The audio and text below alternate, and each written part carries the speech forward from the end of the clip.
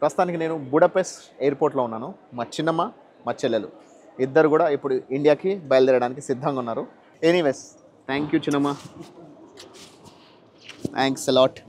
And అమ్మ ఇప్పుడే మనం ఇక్కడ పెట్రోల్ కొట్టించుకొని మళ్ళీ మనము జగ్రేబ్, క్రొయేషియాకి వెళ్తున్నాము. ఫ్రెండ్స్, వెల్కమ్ టు క్రొయేషియా, నా కంట్రీ నెంబర్ 85. ఈ సంవత్సరం 72వ దేశం. క్రొయేషియా అనేది ఇది ఒక సపరేట్ కంట్రీగా ఉంది. కానీ ఒకప్పుడు మీకు యుగోస్లేవియా అనే పేరు ఎప్పుడన్నా విన్నారా? నా చిన్నప్పుడు నేను సోషల్ స్టడీస్ చదువుకుంటున్న టైంలో యుగోస్లేవియా, చెకోస్లోవేకియా, సో ఈ రెండు దేశాలు ఎప్పుడు కన్ఫ్యూజింగ్గా ఉండేది. ఎందుకంటే యుగోస్లేవియా, చెకోస్లోవేకియా, సో అది యుగోస్లోవేకియానా లేకపోతే యుగోస్లేవియానా, చెకోస్లోవేకియానా లేకపోతే చెకోస్లేవియానా అని చెప్పేసి ఒక చిన్న కన్ఫ్యూజన్ ఉండేదన్నమాట.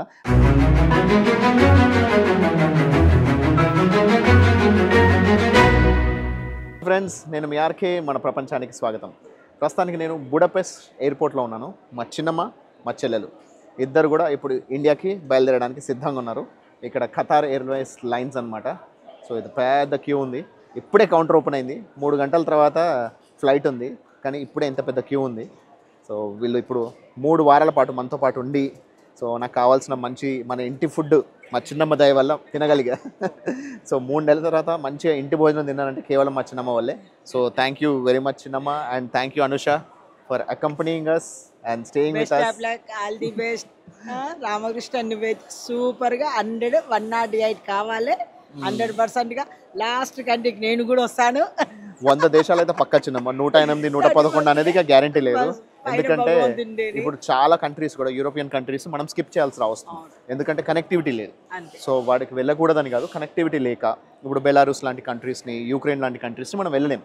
అక్కడ మనకి అక్కడ బార్డర్లో రష్యా బార్డర్స్ కానీ, లేకపోతే అక్కడ ఎక్కడెక్కడైతే మనకి ఈ వార్ ఇబ్బందులు ఉన్నాయో వాటి దగ్గరికి వెళ్ళట్లేదు. సో అలాంటివి వదిలేసి మిగతా ప్లేసెస్కి వెళ్దామని చెప్పేసి అని భగవంతుని దేవాల సంకల్పం నీది గట్టిగా ఉన్నది కావున ఆరోగ్యంగా, సంతోషంగా, మంచిగా ముందుకు వెళ్ళాలనేసి ఏం ఇబ్బంది కాకుండా అందరూ ప్రతి ఒక్కరి బ్లెస్సింగ్ నీకుంటుంది. 100%, 100+100 అవుతుంది అనేసి నా ఆలోచన. ఆ భగవంతుడు కూడా మనకు బ్లెస్సింగ్ ఇస్తాడు. అందరి బ్లెస్సింగ్స్ కూడా ఉంటాయి కావున 100% అయిపోతుంది. Ramakrishna, god bless you, bye bye, see you, best of luck. Thank you చిన్నమ్మ. సో ఇప్పుడు వాళ్ళని లగేజ్ ఎక్కిచ్చేసి వాళ్ళు వెళ్ళిపోయిన తర్వాత మనము we will head towards Zagreb in Croatia. So క్రొయేషియాకి మనం వెళ్ళబోతున్నాము.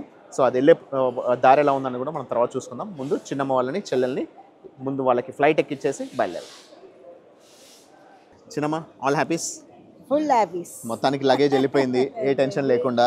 సో ఓన్లీ జస్ట్ ఒక చిన్న హ్యాండ్ లగేజ్ మాత్రమే ఉంది. సో డైరెక్ట్గా ఇప్పుడు ఖతార్ వెళ్ళి దోహాకి వెళ్ళి, దోహా నుంచి హైదరాబాద్. సో ఎక్కడ ఇబ్బంది లేదు, మీకు ఆల్రెడీ విండో సీట్ కూడా దొరికింది.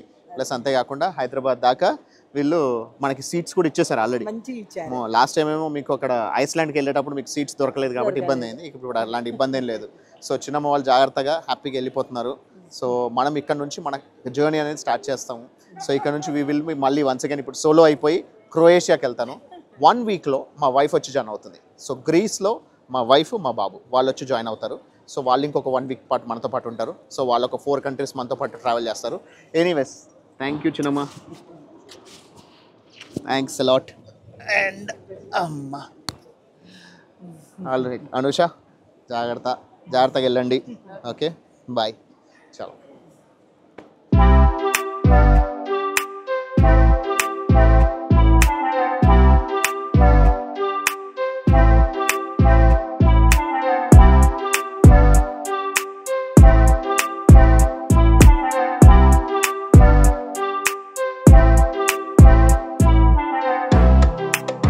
ఇప్పుడే బుడపెస్ట్ నుంచి బయటకు వచ్చేసాము.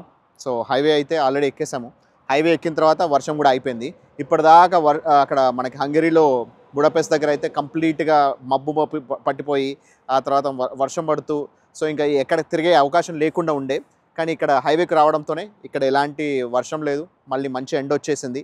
సో ఇక్కడ ఈ పెట్రోల్ బంక్స్ అన్ని ఇలా ఉంటాయి అనమాట, self service petrol bunks. Petrol మనమే ఫిల్ చేసుకోవాల్సి ఉంటుంది. ఆ తర్వాత ఇక్కడ ఏదైతే షాప్ ఉంటుందో ఆ షాప్లో వాళ్ళకి కౌంటర్ నెంబర్ చెప్తే వాళ్ళకు బిల్ ఎంత అయిందనేది చెప్తారు. ఆ బిల్లు మనము వాళ్ళకి పే చేయాల్సి ఉంటుంది. సో ఇప్పుడే మనం ఇక్కడ పెట్రోల్ కొట్టించుకొని మళ్ళీ మనము జగ్రేబ్, క్రొయేషియాకి వెళ్తున్నాము. సో క్రొయేషియాకి వెళ్ళే దారి, హైవే ఎలా ఉందనేది కొన్ని స్నిప్పెట్స్ ఇంక్లూడ్ చేస్తాను. అవి కూడా చూస్తారు. కానీ ఆ తర్వాత అక్కడికి వెళ్ళిన తర్వాత అక్కడ కూడా ఒక ఎయిర్బిఎన్బి తీసుకున్నాను. ఇక్కడ నుంచి దాదాపు 4 hours జర్నీ అనమాట. సో ఒక ½ hour జర్నీ ఆల్రెడీ కంప్లీట్ అయిపోయింది. ఇంకొక 3.5 hours జర్నీ చేస్తే మాకు అక్కడికి రీచ్ అయిపోతాము. సో దారి ఎలా ఉందని చూసుకుందాం. ఆ తర్వాత అక్కడికి వెళ్ళిన తర్వాత క్రొయేషియా ఎలా ఉందన్నది కూడా చూసుకుందాం. So keep watching.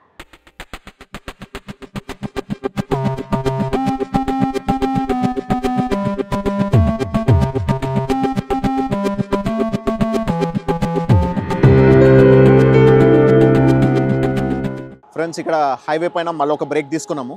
సో ఏంటంటే ఇక్కడ మనకి అవుటర్ రింగ్ రోడ్లో ఎట్లయితే మనకి ఎక్కడ ఆపడానికి ఉండదు, ఇక్కడ హైవేస్ పైన కూడా ఎక్కడ ఆపడానికి ఉండదు. ఇక్కడ మనం బ్రేక్ తీసుకోవాలంటే కంపల్సరీ అయితే పెట్రోల్ బంక్ లేదా రెస్టింగ్ స్టేషన్ ఉంటుంది. సో ఇక్కడ ఒక పెట్రోల్ బంక్ కనిపించింది. అన్ఫార్చునేట్లీ ఈ పెట్రోల్ బంక్లో మనకేం కొనుక్కోవడానికి లేదు, వాళ్ళు రెనోవేట్ చేస్తున్నారంట.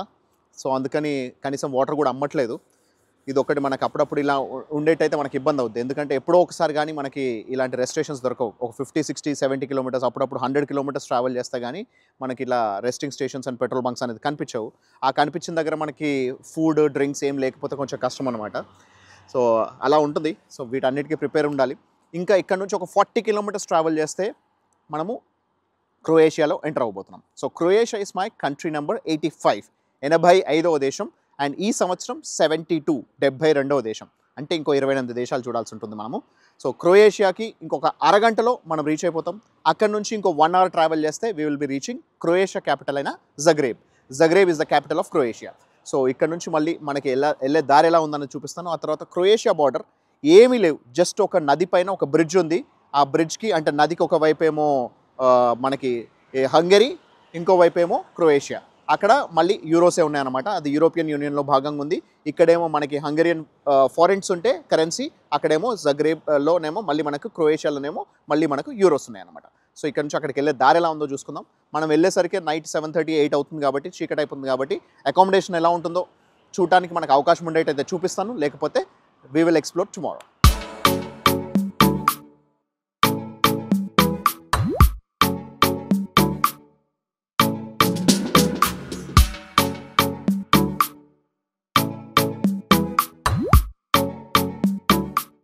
ఇప్పుడే మనము క్రొయేషియాలో ఎంటర్ అవుతున్నాము. ఇదే Croatia entry border security check post అనమాట. ఒకప్పుడు అక్కడ ఉండేది, ఇప్పుడు ప్రస్తుతానికి సెక్యూరిటీ చెక్ పోస్ట్ అనేది తీసేశారు, ఎందుకంటే నో బార్డర్స్ కాబట్టి. అయితే యాక్చువల్గా బార్డర్ వచ్చి మనకి లైన్ ఆఫ్ కంట్రోల్ అనేది ఇక్కడ ఒక బ్రిడ్జ్ ఉంది. ఆ బ్రిడ్జ్కి ఒకవైపు ఏమో హంగరీ, మరోవైపు ఏమో క్రొయేషియా అనమాట. ఇప్పుడు ఇదేదో చిన్న నది ఏదైతే ఉందో, నదికి ఒకవైపు ఏమో మనకి హంగరీ, మరోవైపు క్రొయేషియా అనమాట. సో ఇక్కడ మళ్ళీ మనకి EU రిపబ్లికా హర్వస్థనికా అని చెప్పి రాస్తుంది. అంటే క్రొయేషియా వాళ్ళ యొక్క పేరు అనుకుంటా, HR అని చెప్పేసి అని. మళ్ళీ ఇక్కడ కూడా బార్డర్ చెక్ పోస్ట్ అనేది ఇక్కడ క్లియర్గా కనిపిస్తుంది. కాకపోతే వెరిఫికేషన్స్ ఎలాంటి చెక్స్ అయితే ఏం లేవు, ఎందుకంటే there is no more checks once you enter into the European Union కాబట్టి డైరెక్ట్గా బయలుదేరి వెళ్ళిపోతున్నాం. ఇక్కడ క్రొయేషియాలో ఎంటర్ అవ్వడంతో ఒక టోల్ టికెట్ ఇచ్చారు మాకు. So automatic self ticketing system అనమాట. అక్కడికి వెళ్ళి అక్కడ ఒక మనకి ఎంట్రీ గేట్ దగ్గర ఒక టికెట్ దొరుకుతుంది, అది తీసుకోవాలి. దీన్ని మనము ఎగ్జిట్లో మళ్ళీ మనం వాళ్ళకి రిటర్న్ ఇస్తే ఎంతసేపు మనము ఈ టోల్ రోడ్లో ట్రావెల్ చేసామో అంత ఛార్జ్ చేస్తారనమాట. సో జస్ట్ లైక్ మన హైదరాబాద్లో అవుటర్ రింగ్ రోడ్ లాగా. సో ఫస్ట్ టైం చూస్తున్నా. ఇప్పటిదాకా మనకి ఆటోమేటిక్ అయితే సెటిలైట్ సిస్టమ్ ఉంటుంది, లేకపోతే మనకి పేమెంట్ ఉంటుంది. కానీ ఇట్లా ఒక టికెట్ ఇచ్చి ఎంట్రీలో, ఆ తర్వాత ఎగ్జిట్లో మళ్ళీ పే చేయడం అనేది ఫస్ట్ టైం చూస్తున్నా ఈ ట్రిప్ మొత్తంలో యూరోప్లో. So welcome to Croatia.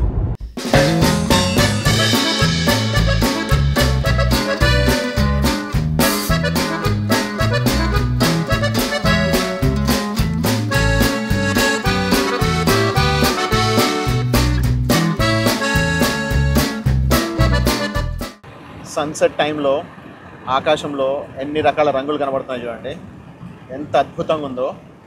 Sunset ఉన్న వైపేమో రెడ్ కలర్లో, సన్సెట్ లేని వైపేమో వైట్ అండ్ బ్లాక్లో. ఈ ఆకాశం అనేది ఎప్పుడు నన్ను ఆశ్చర్యపరుస్తూనే ఉంటుంది, ఆనందపరుస్తూనే ఉంటుంది. సో చాలా అద్భుతంగా ఉంది.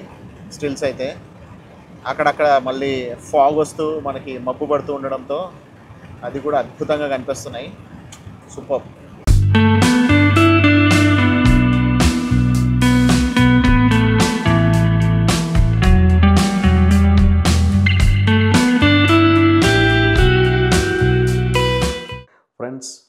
టు క్రొయేషియా, నా country number 85.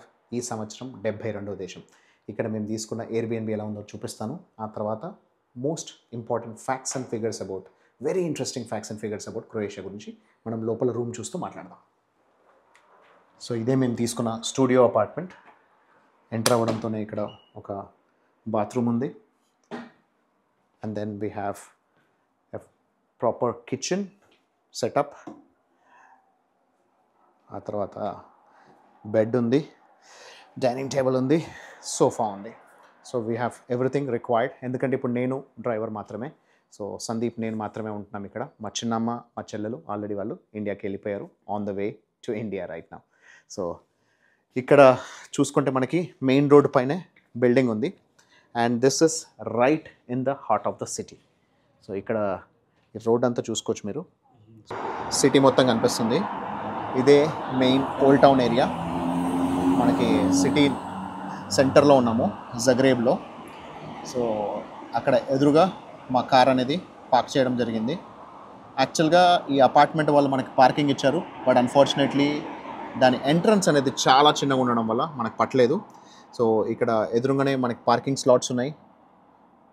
Per day they are charging €13 and it's free to park anywhere. So Croatia population వచ్చి ఒక 38,50,000, 38 లక్షల మంది పాపులేషన్ అంతే. సో చాలా చిన్న దేశం, కానీ దీని స్పెషాలిటీస్ ఎన్నో ఉన్నాయి తెలుసా. So first of all, game of Thrones, the most famous Hollywood movie game of Thrones shooting జరిగింది క్రొయేషియాలోనే. రెండోది, ఫుట్బాల్ అంటే వీళ్ళకి పిచ్చి, విపరీతమైన పిచ్చి.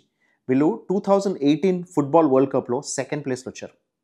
వీళ్ళు ఇంగ్లాండ్ని కూడా సెమీఫైనల్స్లో ఓడగొట్టి ఫైనల్స్లో ఈవెన్చువల్ విన్నర్స్ అయిన ఫ్రాన్స్ చేతిలో ఓడిపోయారు. But they have come second place. ప్రస్తుతానికి వీళ్ళకి ఫీఫా ర్యాంకింగ్స్ నెంబర్ 12. వీళ్ళ హైయెస్ట్ ర్యాంకింగ్ వచ్చి నెంబర్ 3 వరకు కూడా వెళ్ళారు. ఇంత చిన్న దేశం, but they have a lot of passion towards sports and lot of passion towards football and there country. Croatia అనేది ఇది ఒక సపరేట్ కంట్రీగా ఉంది. కానీ ఒకప్పుడు మీకు యుగోస్లేవియా అనే పేరు ఎప్పుడన్నా విన్నారా? నా చిన్నప్పుడు నేను సోషల్ స్టడీస్ చదువుకుంటున్న టైంలో యుగోస్లేవియా, చెకోస్లోవేకియా, సో ఈ రెండు దేశాలు ఎప్పుడు కన్ఫ్యూజింగ్గా ఉండేది. ఎందుకంటే యుగోస్లేవియా, చెకోస్లోవేకియా, సో అది యుగోస్లోవేకియానా లేకపోతే యుగోస్లేవియానా, చెకోస్లోవేకియానా లేకపోతే చెకోస్లేవియానా అని చెప్పేసి ఒక చిన్న కన్ఫ్యూజన్ ఉండేదన్నమాట. నాకు అందుకే ఈ రెండు పదాలు, ఈ రెండు నేమ్స్ చాలా గుర్తుండిపోయాయి. అయితే నేను మీకు క్రొయేషియా గురించి మాట్లాడుతూ యుగోస్లేవియా గురించి ఎందుకు చెప్పానంటే ఇప్పుడే చూపిస్తాను చూడండి. సో ఇప్పుడు మనం ఇక్కడ క్రొయేషియా క్యాపిటల్ అయిన జగ్రేబ్లో ఉన్నాం. ఇది క్రొయేషియా. అండ్ క్రొయేషియా పైన స్లోవేనియా ఉంది, అండ్ ఇటు కిందనేమో Bosnia, Serbia, Montenegro, Kosovo and north Macedonia. ఈ అన్ని దేశాలు కలిపి సదరన్ ఈస్టర్న్ యూరోపియన్ కంట్రీస్ అనేవాళ్ళు అనమాట. సౌత్ ఈస్ట్ యూరోపియన్ కంట్రీస్ అన్నీ కలిపి they have become formed one particular country called, one particular Kingdom called Yugoslavia. So దాన్ని కింగ్డమ్ ఆఫ్ యుగోస్లేవియా అని పిలిచేవాళ్ళు. అయితే ఈ యుగోస్లేవియా గురించి ఇది ఎలా ఫామ్ అయిందో తెలిస్తే చాలా ఆశ్చర్యపోతారు. యాక్చువల్గా క్రొయేషియా అనేది మనకి ఇయర్ 500 టైంలోనే, అంటే దాదాపు 1500 సంవత్సరాల క్రితమే ఇక్కడ క్రొయేషియా అనేది ఒక ఎంపైర్ ఉండేది. సో ఇక్కడ మనుషులు ఉండేవాళ్ళు. అయితే 950లో వాళ్ళకి ప్రాపర్ ఎంపైర్ అనేది ఫామ్ అయ్యి ఒక రాజు అనేది ఉండేవాడు. దాదాపు 200 సంవత్సరాల పాటు 950 నుంచి 1150 వరకు వీళ్ళకి ఒక సపరేట్ ఇండిపెండెంట్ ఎంపైర్ ఉండేది, క్రొయేషియన్ ఎంపైర్. దాని తర్వాత Croatian empire along with Hungary and Austro Hungarian ఎంపైర్లోకి జాయిన్ అయిపోయి ఆటోమన్ ఎంపైర్లోకి కలిసిపోయిందనమాట. సో వాళ్ళు దాదాపు 800 సంవత్సరాల పాటు కలుస్తున్నారు. ఎప్పటి వరకు అంటే వరల్డ్ వార్ 1కి ముందు వరకు, 1911 వరకు కూడా వీళ్ళు కలుస్తున్నారు. ఆ తర్వాత వరల్డ్ వార్ 1 తర్వాత వీళ్ళు విడిపోయి సపరేట్ క్రొయేషియన్ ఎంపైర్ వచ్చేసిందనమాట. సపరేట్ క్రొయేషియన్ ఎంపైర్ అయిన తర్వాత 1918లో యుగోస్లేవియా అనేది ఫామ్ అయింది. యుగోస్లేవియా ఫామ్ అయ్యేప్పటికీ 3 దేశాలు ఉండేది. ఒకటి క్రొయేషియన్ ఎంపైర్, 2 స్లోవేనియన్ ఎంపైర్, 3వది సర్బియన్ ఎంపైర్. సో సర్బియాతో పాటు వీళ్ళు సర్బియా కింగ్ ఎవరైతే ఉన్నారో అది ఆ సర్బియా కింగే ఈ యుగోస్లేవియాకి, కింగ్డమ్ ఆఫ్ యుగోస్లేవియాకి హీ వాజ్ ద హెడ్. ఆ తర్వాత 1929లో మెసడోనియా, బాస్నియా అండ్ మాంటెనిగ్రో వచ్చి జాయిన్ అయ్యాయి అనమాట. సో 6 కంట్రీస్ కలిపి socialist republic of federation republic of Yugoslavia, SFRY అని ఈ 6 కంట్రీస్ కలిపి ఫామ్ అయ్యాయి. దాంట్లో కొసోవో కూడా ఇప్పుడు సర్బియాలో సపరేట్గా బయటికి వచ్చేసింది. కాబట్టి ఓవరాల్గా ఇప్పుడు అట్ ద మూమెంట్ యుగోస్లేవియా చూసుకుంటే 7 కంట్రీస్ ఉన్నాయి. మనకి యుఎస్ఎస్ఆర్ ఎట్లయితే యునైటెడ్ స్టేట్స్ ఆఫ్ సోవియట్ రష్యాలో మల్టిపుల్ కంట్రీస్ కలిసి ఉన్నాయి, అవన్నీ సపరేట్గా విడిపోయాయో, ఈ సోషలిస్ట్ రిపబ్లిక్ ఫెడరేషన్ ఆఫ్ యుగోస్లేవియాలోంచి 7 దేశాలు బయటకు వచ్చాయన్నమాట. సో 1991 నుంచి 1995 వరకు యుగోస్లేవియాతో యుద్ధం చేసి క్రొయేషియా వాళ్ళు ఫైనల్లీ ఇండిపెండెన్స్ తెచ్చుకున్నారు. సో ఇలా 7 కంట్రీస్గా విడిపోయాయి. ఆ 7 కంట్రీస్లో మొట్టమొదటి కంట్రీ అయిన క్రొయేషియాకి మనం ఇప్పుడు వచ్చాము. ఇక్కడ నుంచి మిగతా కంట్రీస్ అన్ని కూడా మనం చూసుకోబోతున్నాం. సో దాంట్లో మనము స్లోవేనియాకి వెళ్ళబోతున్నాము, అండ్ సర్బియాకి వెళ్ళబోతున్నాము, వీలైతే బాస్నియాకి కూడా వెళ్ళబోతున్నాను, మాంటెనెగ్రో అండ్ దెన్ కొసావో, అవన్నీ కూడా నార్త్ మెసడోనియా, ఇవన్నీ కూడా సపరేట్ కంట్రీస్కి ఉన్నాయి. ఇవన్నీ యూరోపియన్ యూనియన్లో భాగంగా లేవు. సో మనకి వీసాస్ ఎలిజిబిలిటీ ఉండేటైతే ఖచ్చితంగా అవి కూడా నేను మీకు చూపించడానికి నా ప్రయత్నం నేను చేస్తాను. సో నాకు అనిపించింది ఏంటి అని అంటే, ఇప్పుడు మనం వెళ్ళబోయే కంట్రీస్ అన్నీ కూడా యుగోస్లేవియన్ కంట్రీస్ అనమాట. సో నాకు చాలా ఇంట్రెస్టింగ్ అనిపించింది. మనకు ఫస్ట్ ఆఫ్ ఆల్ స్కాండినేవియన్ కంట్రీస్కి వెళ్ళాము, అక్కడ 4 దేశాలను చూసుకున్నాం. మనకు అక్కడ Finland, Norway, Sweden and Denmark. ఆ తర్వాత మనము బాల్టిక్స్ కంట్రీస్కి వెళ్ళాము, లాత్వియా, ఎస్టోనియా, లిథువేనియా. ఆ తర్వాత కిందికి వచ్చేసరికి మనకి పోలాండ్ చూసుకున్నాము. So it's a very historical important place. So సగం పోలాండ్ జర్మనీలో, సగం పోలాండ్ రష్యాలో కలిసిపోయిందని చెప్పాను. World War I and World War II టైంలో అంత ఇబ్బందులు పడ్డారు. ఆ తర్వాత చూసుకుంటే చెకోస్లోవేకియా. సో ఇదొక ఇంట్రెస్టింగ్ పేరు, చెప్పాను కదా, చెక్ రిపబ్లిక్ అండ్ స్లోవేకియా. ఆ తర్వాత కిందికి వచ్చేసరికి ఇప్పుడు యుగోస్లేవియా. సో యుగోస్లేవియన్ కంట్రీస్, ఇవి ఒక 7 కంట్రీస్ కలిస్తే యుగోస్లేవియా అనమాట. సో ఇవన్నీ కూడా నాకు ఈ ఒక్కొక్క కంట్రీకి వెళ్తుంటే నా చిన్నప్పుడు హిస్టరీ క్లాసెస్ గుర్తొస్తున్నాయి నాకు. నేను చిన్నప్పుడు నేను చదువుకున్నవి హిస్టరీ, జియోగ్రఫీ ఏవేవైతే చదువుకున్నానో, సో అవన్నీ క్లాసెస్ గుర్తొస్తున్నాయి. నాకు చాలా చాలా చాలా ఇంట్రెస్టింగ్ అనిపిస్తుంది. సో మీరు కూడా ఇవన్నీ చూసి ఇంట్రెస్టింగ్గా ఫీల్ అవుతారని కోరుకుంటున్నా. అండ్ క్రొయేషియాలో ఇంకా చాలా చాలా ఇంపార్టెంట్ అండ్ ఆస్పెక్ట్స్ ఉన్నాయి అండ్ వెరీ ఇంట్రెస్టింగ్ ఫ్యాక్టర్స్ ఉన్నాయి.